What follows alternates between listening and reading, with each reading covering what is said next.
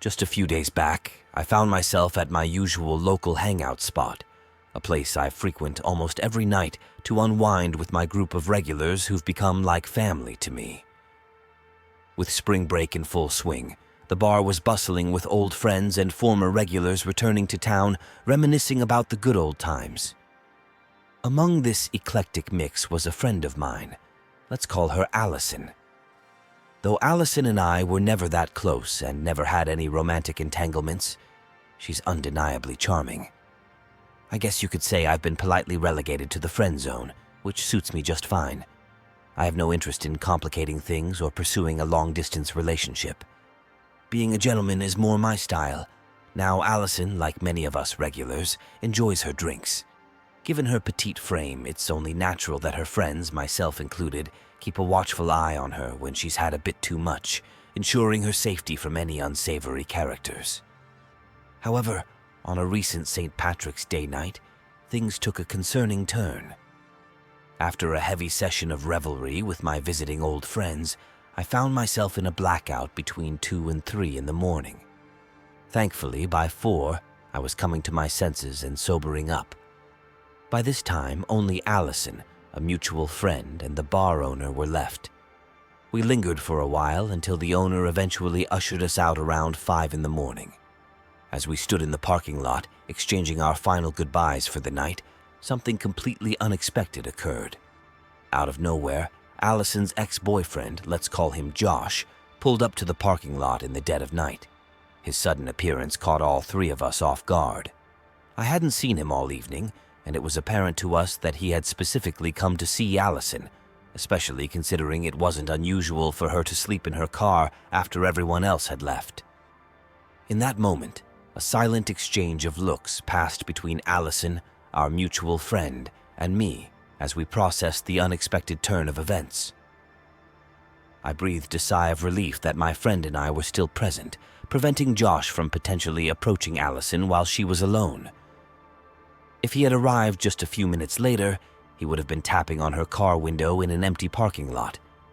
Though less significant, it's worth noting that Josh is older, a cocaine addict, and seems to view Allison as his punk rock muse. They parted ways months ago when Allison left town, but Josh has been fixating on her ever since. None of us harbored any ill will towards him, but it was clear to everyone except him that they were not a good match. His behavior that night veered into clinginess, a stark contrast to our intoxicated state. He seemed acutely aware of this. As he encroached on Allison's personal space, attempting to reminisce about old times, I discreetly tried to summon the bar owner to assess the situation. Unfortunately, the establishment was already locked up, and the owner had left. By the time I returned, my other friend was bidding farewell. I tried to convey a warning with a meaningful glance, but it didn't register. Left with just Allison and Josh, she opted to sleep in her car, which Josh adamantly opposed, offering to drive her home instead. Despite my protest that Allison had always slept in her car safely before, Josh's persistence prevailed. Reluctantly, Allison accepted the ride. As we parted ways in the parking lot, an internal voice urged me to intervene, but my intoxication dulled my instincts. Nevertheless, I remained steadfast in my duty to look out for my friend, despite my growing unease. Following behind them as they exited, my heart raced when Josh unexpectedly turned left, a direction completely opposite from Allison's home. With a deep breath, I maintained a safe distance, allowing a few moments to pass before mirroring his turn. Josh may have underestimated my knowledge of Allison's whereabouts, but I was determined not to let him lead her astray. Leaving ample space between us, I trailed behind, ensuring I could still track their movements. I found myself running 2 red lights just to maintain visual contact, albeit with a creeping worry of attracting unwanted attention from law enforcement. As Josh persisted in the wrong direction, my concern grew with each passing moment. Eventually, he veered into a side street, prompting me to accelerate and skillfully navigate the turn, anticipating the possibility of losing them in the maze of streets. However, upon completing the turn, panic briefly set in as I realized they had vanished from sight, their taillights nowhere in sight. Yet, I remained hopeful, knowing there were limited options for alternate routes.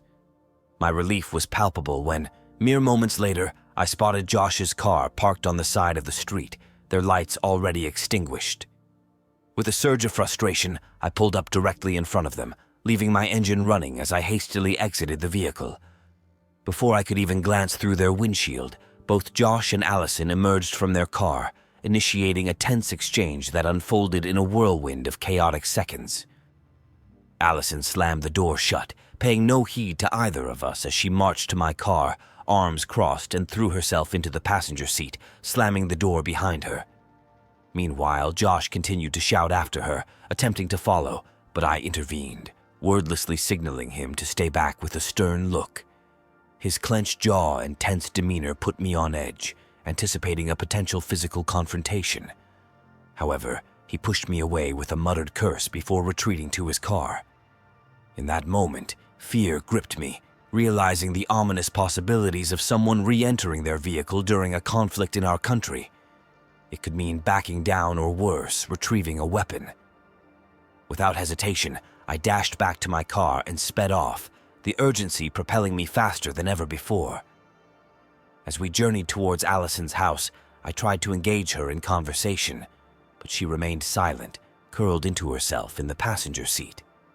When we passed by the bar, she finally spoke, requesting not to be dropped off at home, but instead to sleep in her car. Respecting her wishes, I assisted her inside, ensuring the vehicle was secure before keeping watch until sunrise, when other vehicles began to arrive. The following day, Allison returned to the bar, attempting to maintain a facade of normalcy. Upon our return, I broached the topic again, questioning if I should have involved the authorities. Once more, she declined, but this time, her admission that my timely arrival had averted something more sinister weighed heavily on me. Suggesting she confide in a few trusted friends, I realized the gravity of the situation. Despite our group's flaws and enabling tendencies, when it comes to matters of safety, we stand united. Any form of assault is met with fierce protection, even if it means facing consequences.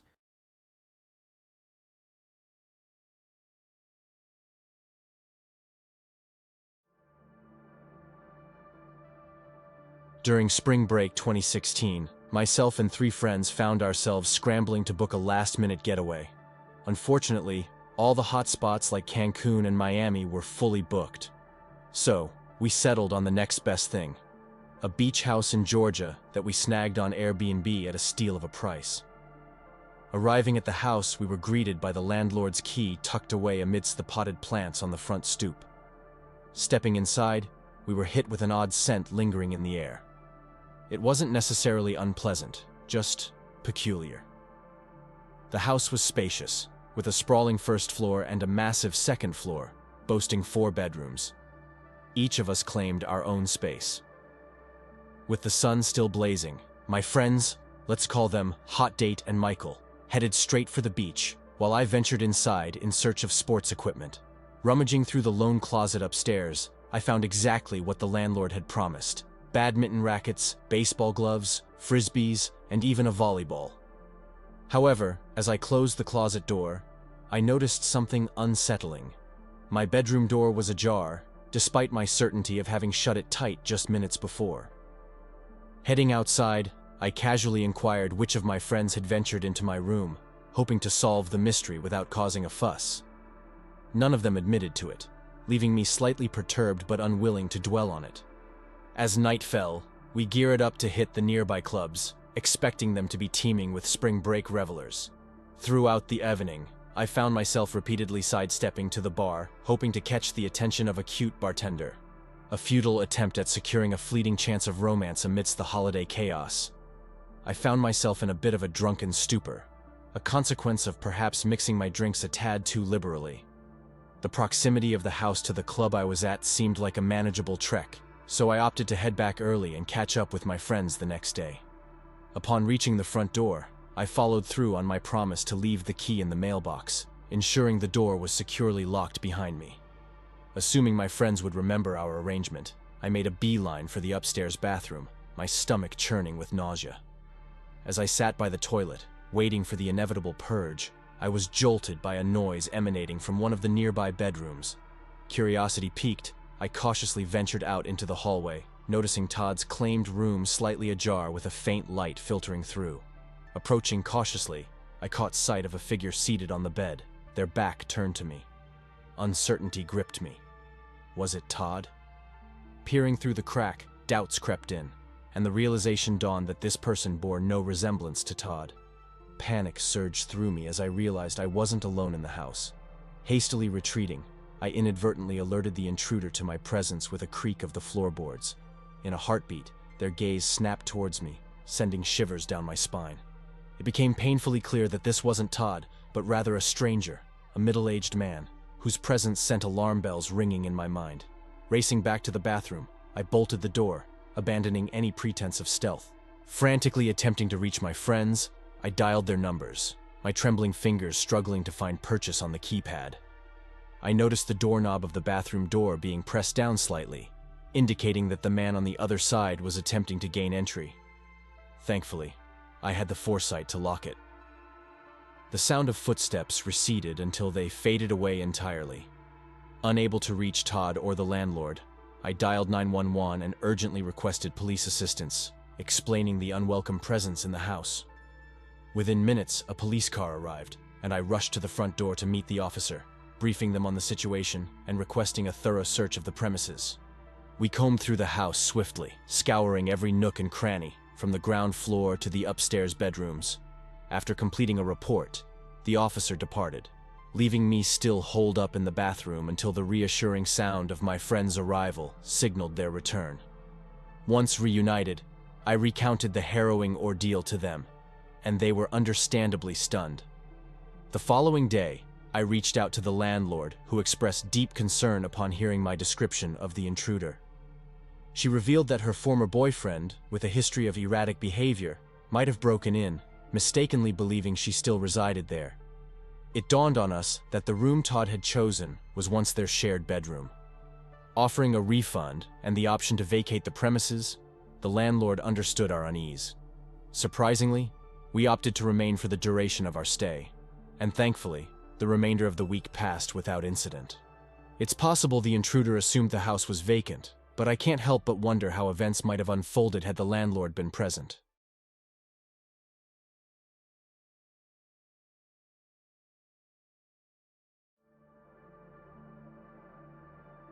When you think of spring break, beaches often come to mind. It's that time when people yearn for a break from the stresses of work or school and crave a getaway. And what better place to unwind than on the beach, with its warm sand, cool breezes, and refreshing water? However, the scenario in my story was far from the relaxing getaway I had hoped for. A couple of years ago, my boyfriend and I decided to take a trip way down south for some much-needed relaxation. We were both extremely stressed with work and were in desperate need of a mental break from the office grind. To be fair, most of the trip was pretty relaxing, until one night when my boyfriend and I found ourselves laying on the beach. It was unusual for us because we typically preferred soaking up the warm sunlight during the day. As we gazed at the moon reflecting off the water, two people suddenly approached us, seemingly out of nowhere. I noticed that one of them was a girl, quite pretty actually, with wild, curly hair. From what I could see of her eyes, they looked very dark. She was wearing a beach cover-up over her bathing suit and was accompanied by a guy whom I assumed was her significant other because she was holding his hand. He had a huge beard with long brown hair tied up in a bun. He was dressed in a red flannel, unbuttoned with no shirt underneath, and plain bathing suit shorts. They just stood there looming over us, way too close, making us feel uncomfortable. Both of them were just staring and smiling at us, honestly, smiling for no apparent reason. Finally, my boyfriend, a little annoyed, said, "Excuse me, can we help you with something?" The woman, still smiling, spoke in a slow, soft voice. "You two are quite beautiful." I found myself speechless, glancing over at my boyfriend for support. He simply uttered, "Thanks, can you leave us alone now?" His irritation was unmistakably turning into anger. The woman met his request with that unsettling, chipper yet creepy tone, replying, "No thank you," all while maintaining her eerie smile. Her boyfriend remained motionless, a stoic figure beside her. Moments later, another couple approached, both wearing wide smiles. The woman's cover-up was adorned with pigtails that were anything but symmetrical, while her boyfriend boasted a mass of curly, shaggy hair. The woman standing too close to us shifted her attention to them, exclaiming, "Look, a new couple!" Feeling increasingly uneasy, I watched as these four individuals continued to encroach upon our space. Finally, my boyfriend rose to his feet, confronting one of the guys with a firm, "Yo, take one more step, man." Their response? Laughter. Before I could even process what was happening, one of the guys lunged at my boyfriend. It was a terrifying sight to behold. As the altercation unfolded, I felt a surge of panic. My boyfriend was being attacked, and I was frozen in disbelief. Despite my attempts to intervene, one of the girls pushed me to the ground. Helpless, I could only watch as the violence escalated.